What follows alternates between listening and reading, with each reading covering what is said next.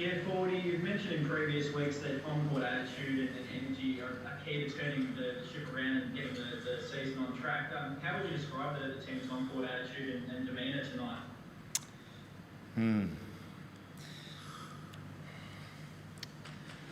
How would you describe it, Jordan? Draining. Very draining. I mean, it didn't look too great. Heads down, arguing. Yeah. It's embarrassing after everything we rolled out today, especially with the Bamaga footage and our Indigenous round jerseys. That was embarrassing. I take a huge part of the responsibility for that. I feel embarrassed for the support. Again, was outstanding by the Cairns community. And you could feel it too when we sent the young fellas out with 5 minutes to go. They just went out and played hard, played for minutes. And the crowd appreciated that. And all I can think about was, maybe we play them earlier. I don't know. We go through these stages, and the interesting part is, we respond when we call each other out, and I've made multiple reference of it already. I've used up all my ammo with that. Like, we can't. It's draining for me to come in every week and say, you did this, and this one needs to change, and transfer it over, and we respond, and it's a short-term response, and then we put our feet up and we forget how to play basketball. Credit to Tassie. They outworked us in every category. They set screens better than us. They rebound better than us. They get to they shot a lot of mid-ranges, and they got to the rim and they shot the three, and they shot that ball completely comfortable. There was nothing we did to disrupt them, to make them feel out of their comfort zone. Closed out a shooter. There's 2 seconds left on the clock. Whether he's a shooter or non-shooter, what else is he going to do? And we sit there and watch him take a very relaxed, late shot clock three where there's no pressure, and it goes in. It didn't happen once, it happened 3 times. So, yes, embarrassed, and I know the part that I play in that. Just in terms of early on in the game, you guys were still up and you called a timeout, you told everyone to stay calm, you were still ahead, and everything was okay, you stuck with the game plan. What happened after that timeout? Did everything just sort of stop on the court from your point of view? Yeah. Exactly what happened. We didn't stick to the game plan. I'm just like, take a breath. We're okay. We prepared all week for this. We said the things that we'll live with. Take a breath, relax. Momentum swung in their favour. Basketball's a mistake-orientated game, and the team that usually adjusts first comes out on top. Zim should have had 30 shots tonight. We run stuff and then Tassie adjusts, and then we just go away and we panic. Like, it was not a 12. He should have been 20 or 30. I don't have an answer. Speaking of Zim, yeah, he was looking good in the paint. Was the game plan to get him the ball more? Why wasn't he used more, I guess, as the game progressed, in your opinion? Your guess is as good as mine. So you wanted to see him get the ball more as the game progressed? Yep.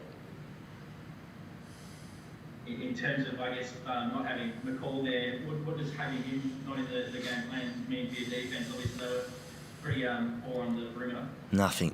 Everyone's dealing like Tassie didn't have Magnay, and Magnay's a defensive force for them. We cannot sit here and make excuses for the dudes who are out. This is an opportunity for the guys to step up, to really embrace their role and claim a bigger role. It's happened. There's multiple examples throughout the league in previous seasons. It doesn't matter who's out. The guys who stepped up, we all laid an egg, and it was terrible. You mentioned the bench, Nelson and Robbie Heath looked a bit fiery there in the last few minutes of the game. Do you anticipate them to be getting more earned minutes as the season comes over, the second half? Potentially, I know Marshall is a injury replacement player at the moment, so credit to him. He knows his agenda's different to everyone else's. He's a guy that's trying to get a full-time gig. Maybe that's the mindset we all need to have. We're too comfortable. This is the problem with the NBL, and again, like myself included, is people get comfortable in their jobs. People get comfortable in their occupation, and they signed a multi-year deal, and there's no guarantee that I get to the end of the season and I'm planning for next year. I would completely, this is the industry. I get it if we turn around and say, you know what, you're not our guy, we're going to go in a different direction. Marshall's playing with the mindset that he's playing for a job. Maybe we all need to play like that. There's no demotion, there's no elevation, there's no trades, there's no releases and signings. Like Robbie's in the same category. He's a development player. He wants a full-time gig. Braden, he's a development player. He wants a full-time gig. So these guys, and this is my message with them all the time, is go out there to steal someone else's minutes. Not good enough to be competitive. Go out there and steal someone else's minutes. And that was super competitive. Just last one for me, Jordan. In terms of forward seems to be at the end of his tether in terms of what he can do to drive you guys to be good on the court. In terms of responding to that, where is the team in terms of responding to his want to see you succeed? I don't think we should have to rely on our coach to drive us to play a game of basketball. I feel like we are very privileged to play this game, and I don't think we should rely on other people, especially our own teammates, to push someone else to play the game of basketball. I think we all just got to come with that passion and have fun. It doesn't look like we're having fun out there either. But yeah, we need answers quick. I don't know what it is. I don't know what sort of formula or what sort of answers to give. But yeah, the big thing is I don't think we have to rely on other people to get us to play the game of basketball. Hi Coach, Fraser here from AAP. You made your thoughts pretty clear on tonight's contest. Do you think it's time to, with this being the halfway mark in your season, do you think it's time to make your players uncomfortable and get those bench players in, or will you give those guys more minutes as the season progresses? Yeah, it's an interesting question. I felt like I've tried to make people uncomfortable from the beginning, and again, we respond in some examples as short term as it was.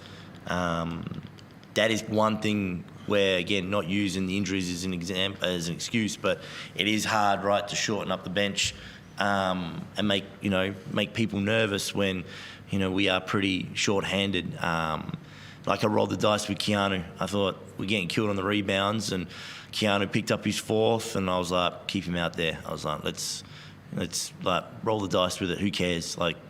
If he's going to foul out, we're subbing back in at 8 minutes to go when we're down 25, 30 points. So might as well try and keep this momentum running going. And, he fouled out trying to be aggressive on the rebound. So, once he's out, we sub back in the same culprits.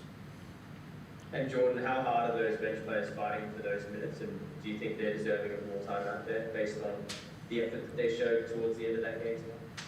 Yeah, I think so, but I think everyone can push a bit harder.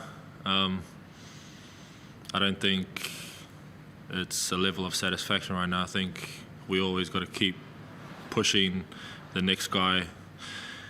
I don't know. No worries. Thanks for your time, gents. Thanks, everyone. Thank you.